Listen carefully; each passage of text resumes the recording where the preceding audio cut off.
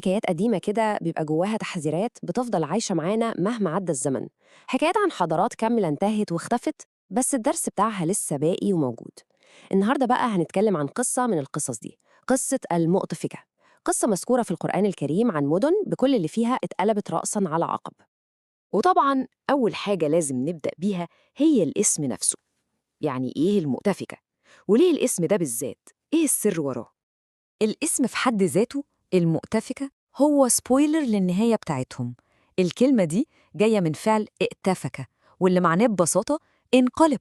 فكأن الاسم بيوصف مصير المدن دي، مدن قوم لوط اللي اتقلبت بيهم حرفياً. يعني تخيل النبوءة بتاعتهم كانت محفورة في اسمهم من البداية. طيب، القصة دي بتبدأ بمشهد لو شفته من بعيد هتقول عليه مثالي. مدن شكلها مليانة حياة وخير ورزق. بس الحقيقة اللي كانت مستخبية ورا الشكل ده كانت حاجة تانية خالص. تعالوا نتخيل مع بعض شكل المدن دي عامل إزاي. كانت عاملة زي الجنة بالظبط، مياه بتجري في كل حتة، زروع خضرة وجميلة، وبيوت مليانة ناس وحياة. يعني أي حد كان يشوف المنظر ده من بعيد كان ممكن يحلف إن دي قطعة من النعيم على الأرض. وهنا بقى بيظهر التناقض اللي يصدم. بص، من بره المظهر كان إيه؟ نعيم وحياة سهلة وجميلة، لكن من جوه الحقيقة كانت إيه؟ سواد وضلمة في القلوب، وذنوب ومعاصي محدش على وش الأرض عملها قبلهم. والمصيبة الأكبر بقى إن كل ده ما كانش في السر، لأ، دول كانوا بيعملوا الغلط وبيجاهروا بيه وبيتباهوا بيه كمان. طيب، وسط كل الفساد ده ربنا بعتلهم نذير، حد يرجعهم لطريق الصح. بس تفتكروا كان إيه رد فعلهم؟ الرسول اللي ربنا بعته كان نبي الله لوط عليه السلام. كان راجل صالح، قلبه نضيف، ومهمته كانت واضحة ومحددة. لازم يحذر قومه من النهاية اللي مستنياهم لو فضلوا ماشيين في الطريق ده.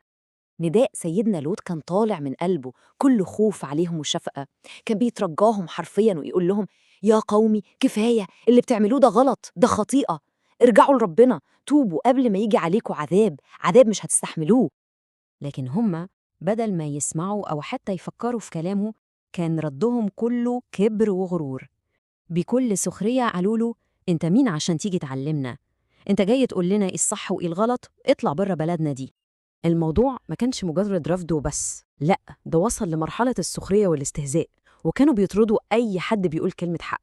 والحجة بتاعتهم بقى كانت أغرب حاجة في القصة كلها، زي ما ربنا بيقول في القرآن: أخرجوا آل لوط من قريتكم إنهم أناس يتطهرون. يعني متخيلين تهمتهم كانت الطهارة، بيطردوهم عشان هم ناس أنضف منهم.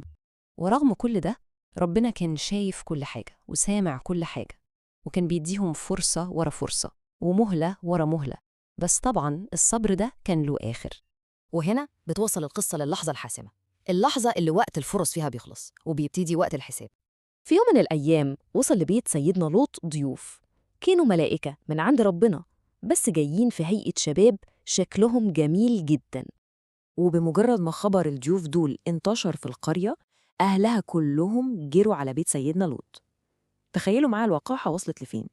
كانوا عايزين يرتكبوا فاحشتهم مع ضيوفه جوه بيته.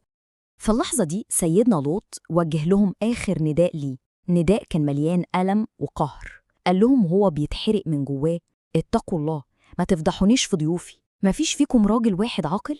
كان بيحاول يستنجد بأي ذرة مروءة أو خوف من ربنا ممكن تكون لسه باقية جواهم.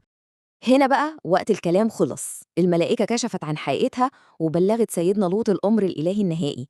قالوا له: خد أهلك والمؤمنين اللي معاك واخرجوا من هنا بالليل فوراً. بس في شرط مهم، محدش فيكم يبص وراه.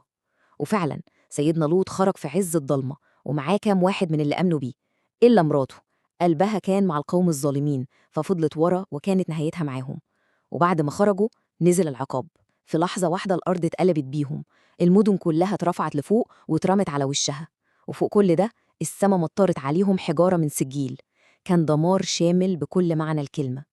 الدمار كان كامل، مفيش أي حاجة فضلت. بس الهدف من القصة دي عمره ما كان مجرد حكاية مرعبة وخلاص. الهدف هو الدرس، العبرة اللي بتفضل موجودة ومش بتموت.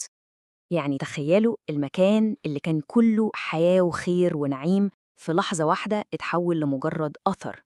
خلاص، ما بقاش موجود، بقى مجرد ذكرى وعلامة تحذير لكل اللي يجي بعدهم.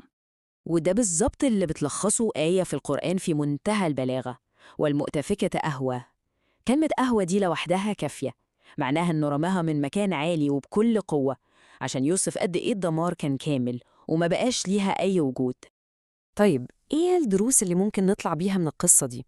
أول حاجة إن اللي بيتمادى في الغلط وما بيرجعش عنه نهايته لازم هتكون وحشة. تاني حاجة إن الطهارة والنظافة مش عيب الناس تسخر منه، بالعكس دي هي أساس النجاة. تالت حاجة إن صوت الحق حتى لو كان صوت واحد بس هيفضل دايما أقوى من 1000 صوت باطل. والدرس الأخير ويمكن الأهم إن ربنا دايما بينجي اللي قلبه معاه حتى لو كان عايش وسط بحر من الفساد.